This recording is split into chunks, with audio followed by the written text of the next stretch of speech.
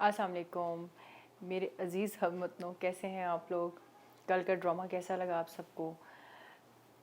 किसी को अच्छा नहीं लगा। I know it was very well scripted और बहुत ज़्यादा जो कुछ हुआ सब ने लाइव देखा और हमें किस तरीके से आवाम को पागल बनाने की कोशिश की गई। मुझे समझ नहीं आ रही आज के दौर में हम लोग क्या इतने ही पागल हैं कि हमें क्या समझ नहीं आ रही कि हो क्या रहा है और किस तरीके से हमारे इलेक्टेड पीएम को सीट से हटाया गया, जो कि it was very unfortunate all over the world.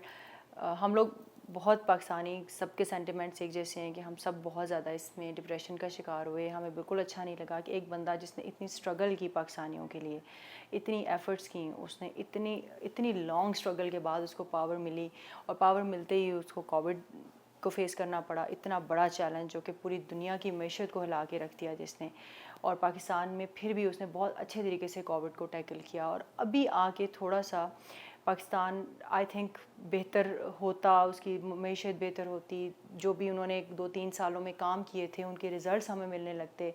और अब आके आपने हमारे इलेक्टेड पीएम को, जिसको आप लोग सारा वक्त सिलेक्टेड कहते रहे, जबकि वो मैंडेट लेके आए थे और उसका मैंडेट आपने देखना है तो आज आपने सड़कों पे देख लिया होगा कि कितनी अवाम निकली है उस बंदे के लिए। कोई पागल नहीं है जो ऐसे ही कोई किसी के लिए निकलता नहीं है। मौलाना फजलुर रहमान के लिए कोई निकलेगा, शहबाज शरीफ के लिए कोई निकलेगा, अपने बच्चे बीवी फैमिलीज़ को लेके कौन निकलेगा इनके लोगों के लिए, जो कि सर्टिफाइड चोर हैं। सबको उनके चल रहे हैं, केसेस चल रहे हैं सारे उनके, जो भी हैं सब लोगों को पता है उनके बारे में जो कुछ भी है। अगर इस बंदे के लिए निकल रहे हैं तो दुनिया पागल नहीं है। सबको समझ है कि वो हमारे लिए लड़ रहा है, हमारे राइट्स के लिए लड़ रहा है, उसके अपना कोई इंटरेस्ट नहीं है और वो बात हम तक पहुंच चुकी है, उसका मैसेज हम तक पहुंच चुका हुआ है। तो हम निकलते हैं तो उसकी स्ट्रगल को कामयाब करने के लिए, कि जो कि हम पाकिस्तानियों के लिए, हमारी अगली जनरेशन के लिए वो कर रहा है। तो लेकिन जिस तरीके से सब कुछ हुआ वो हम लोगों के लिए बहुत ज़्यादा तकलीफ़ दे था। हम लोग बहुत डिस्टर्ब भी थे और all over the world Pakistani बहुत डिस्टर्ब हैं। और हम एहतजाज रिकॉर्ड कर सकते हैं, वही हमारी डोमेन में है, हम यही कर सकते हैं। आज पूरे पाकिस्तान से लोगों ने निकल के एक अपना जो प्रोटेस्ट है वो रजिस्टर कराया, बताया, लेकिन कोई सुनने वाला नहीं है। हमारी कौन सुनता है, हमारी आवाम की आज तक कब सुनी गई है। हमें तो हमेशा चीज़ें इम्पोज़ की गई हैं हमारे ऊपर। ये वाहिद बंदा था जिसने हमें एहसास दिलाया कि हमारी राइट्स क्या हैं। हम में से कितने लोग थे जिनको पॉलिटिक्स में इंटरेस्ट था। हम लोग हमेशा यही कहते थे कि पॉलिटिक्स तो बहुत फ़जूल चीज़ है, लेकिन खान साहब ने हमें बताया कि भाई पॉलिटिक्स फ़जूल नहीं है, जिस तरीके से पाकिस्तान में पॉलिटिक्स होती है वो गलत तरीका है।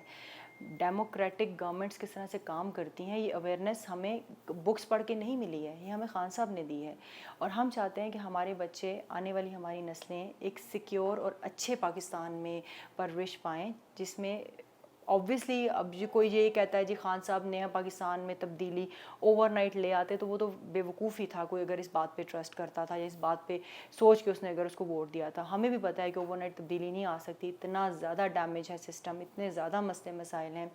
But at least he is struggling, at least he is doing something for ourselves, या हमें कहना चाहिए बल्कि हमारे बच्चों के लिए, हमारी फैमिलीज़ के लिए, हमारे लिए वो स्ट्रगल कर रहा है।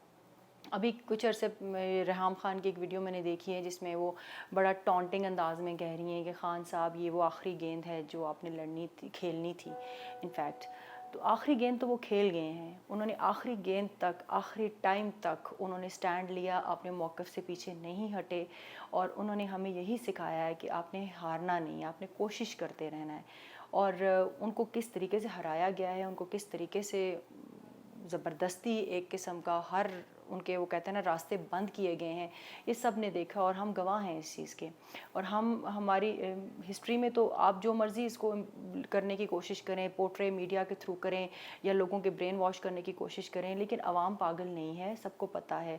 आज जिस तरह प्रोटेस्ट में बच्चे बूढ़े सब निकले हैं, सबको पता है कि खान साहब जो हैं वो हमारे लिए एफ़र्ट्स करते हैं, उनका कोई और इंटरेस्ट नहीं है। तो रेहाम खान साहिबा जो हैं कुछ अर्सा पहले मेरे सैलून पे भी आई थी।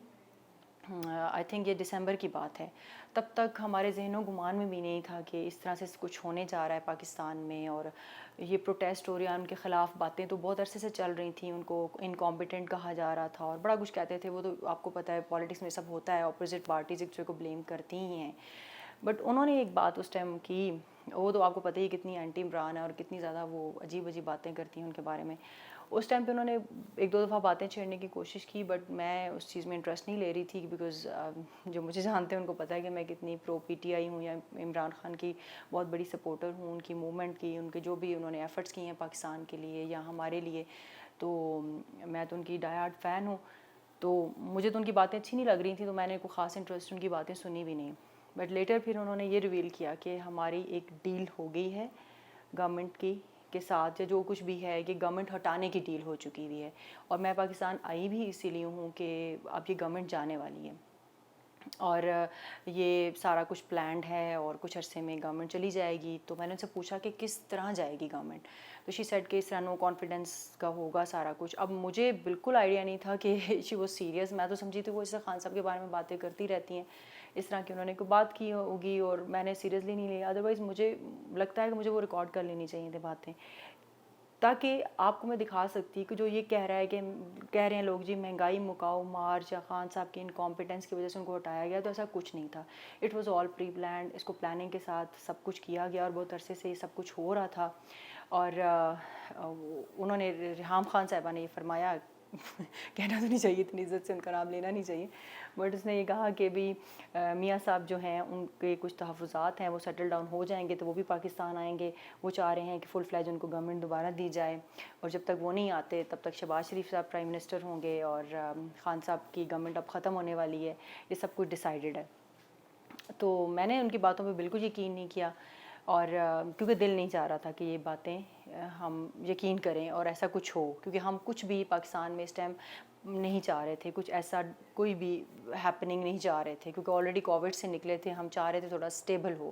اور اب جو یہ لوگ یہ باتیں کر رہے ہیں جی خان صاحب کی وجہ سے ڈیسٹیبلائزیشن ہو رہی ہے, اکانومی خراب ہو رہی ہے, تو ایسا کچھ نہیں ہے, ان کی وجہ سے نہیں ہو رہی, یہ اس موومنٹ کی وجہ سے ہو رہی ہے. یہ سب کچھ جو کچھ کر رہے ہیں آپ لوگ اس کے ذمہ دار ہیں, اور ہمیں اب پلیز اس چیز کو پاگل نہیں بنائیں کہ آپ یہ سب ہمارے لیے کیا جا رہا ہے یا خان صاحب کی غلطی تھی اس وجہ سے ہوا ہے. ہم سب کو پتہ ہے کہ کس وجہ سے سب کچھ ہوا ہے, اور بہت سارے لوگ اس چیز کے گواہ ہیں.